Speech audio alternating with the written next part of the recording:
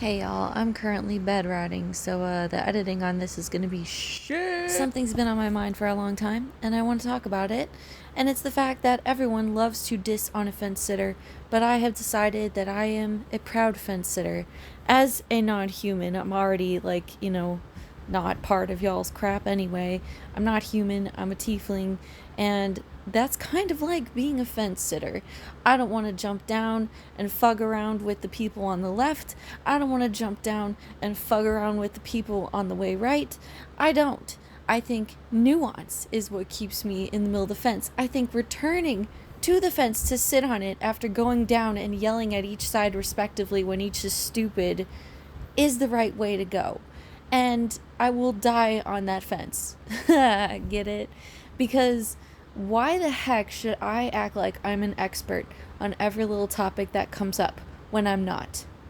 Why would I treat each scenario like I was there, like I know 100% of the facts that happened, when I don't? And it's crazy because Dr. K of Healthy Gamer GG released a video 2 months ago that my sister sent to me the other day, and I watched, and it was a great video. And in it, I think on a surface level, an idiot would look at it and go, wow, he was defending Hassan and the whole Kaya Collargate fiasco.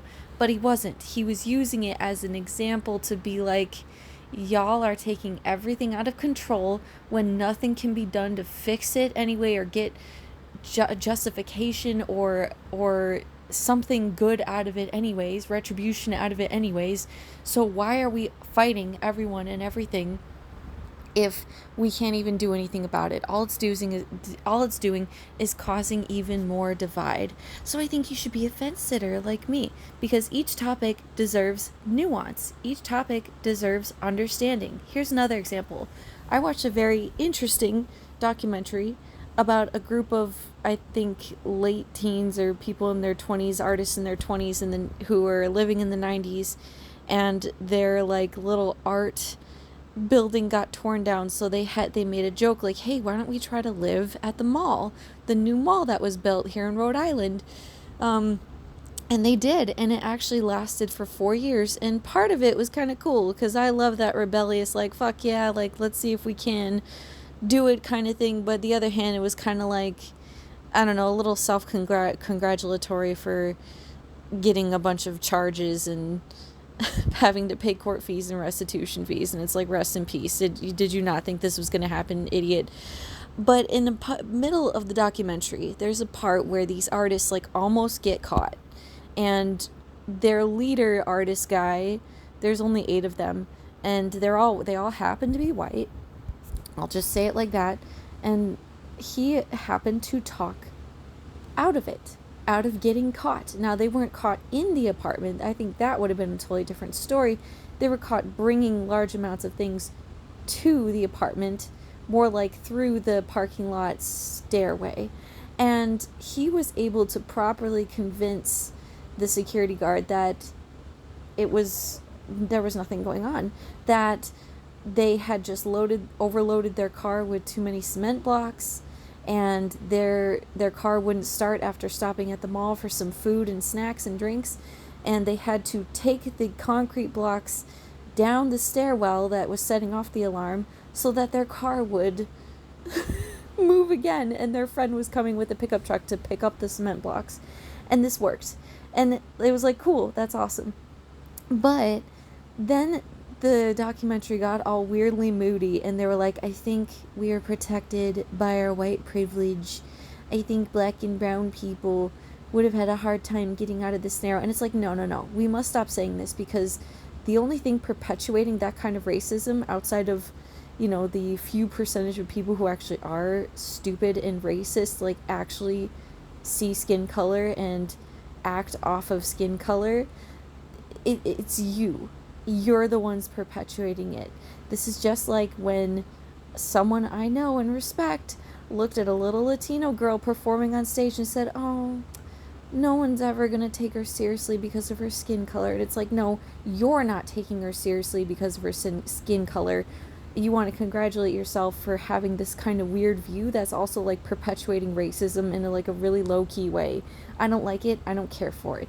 There are several reasons. There's several determining factors that made them get away with what they got away with. And if he had been a black man, if he had spoke with the same like conviction and eye contact, who knows, it could have been the security guard himself. He could have been just having a hard day, and was just dealing with a whole bunch of shit. He could just have been a little bit gullible, and the artist guy was really convincing. These are the factors that really matter here, because even though I know racism exists, it is real. Like I said, there are dumbasses out there who solely go off of skin color, and I will never understand why. Even knowing that that part is real and there are dumbasses out there, not only are they a super small percentage of people, I have never, ever witnessed in my life someone acting off of pure skin color. And you'd think I would have, if it was so prominent, if it was so crazy and systemic and all over the place, you would at least see it, right? You'd at least see hints of it, right? Like people like side-eyeing each other behind each other's backs at other fellow white people. I don't see that. And I just don't see it. So I think all of that kind of stuff is fucking stupid. I will sit on the fence of that forever. I'm not jumping down on anyone's side, because each situation is incredibly nuanced. You will get a power-hungry, racist cop every now and then, and they should go to jail. They should have their badge taken away forever, and they should go to jail for any crimes that they've committed on the job, right? There's no argument there.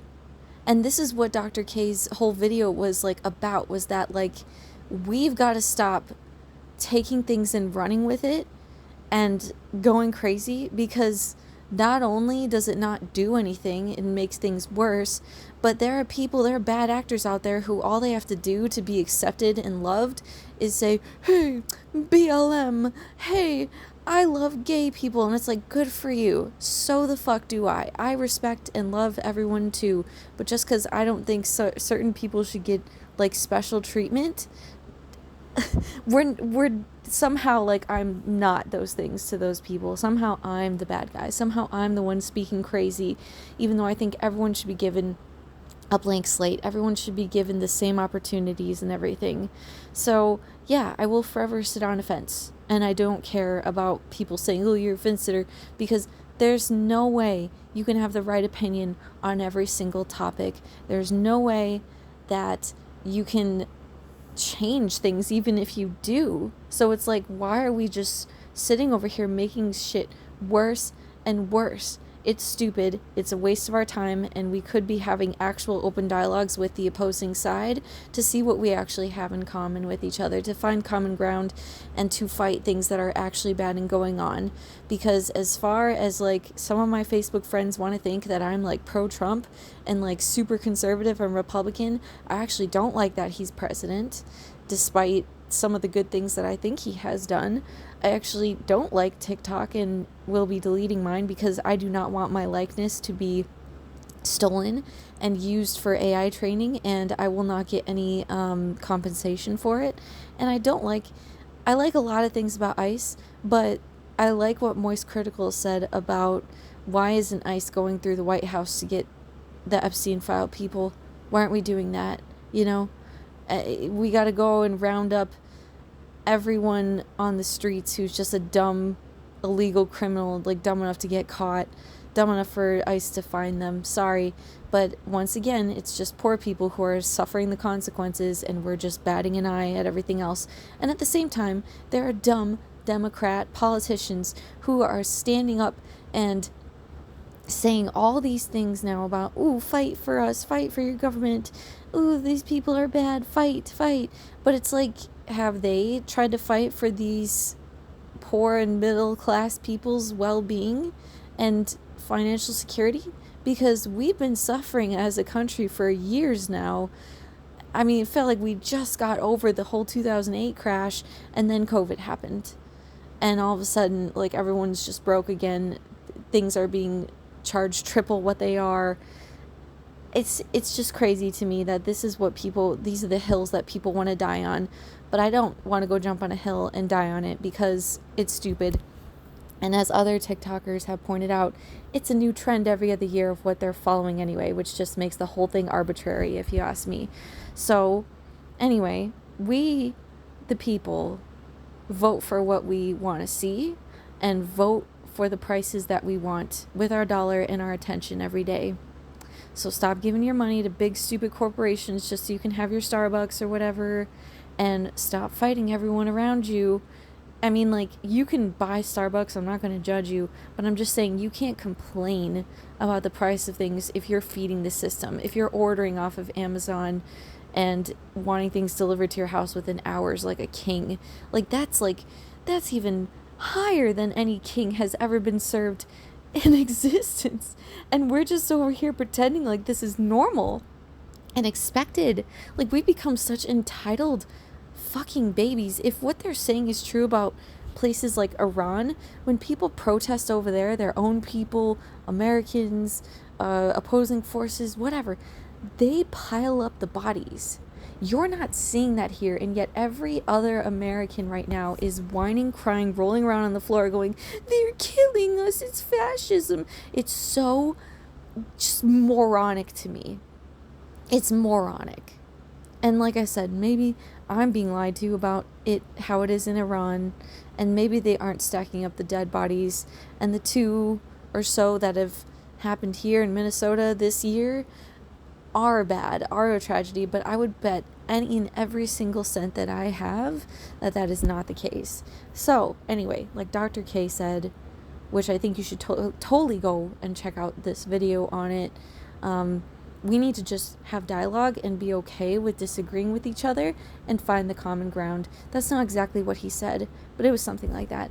In the meantime, I'll be sitting on my fence judging all of you and doing not much about it because, like you, I am just a nobody in this country, and that's how it was designed to be, so that someone like me with sense and a lot of other people with sense don't have the power to actually take these pedos out of office. That's the truly upsetting part here that we should all be focused on fixing. Anyway, I'm out. Thank you for hanging out with me while I bed rot in pain and release my grumpiness into this void. And I hope you have a great rest of your day. Let me know what you think about everything. And I'll see you next time, bestie. Bye.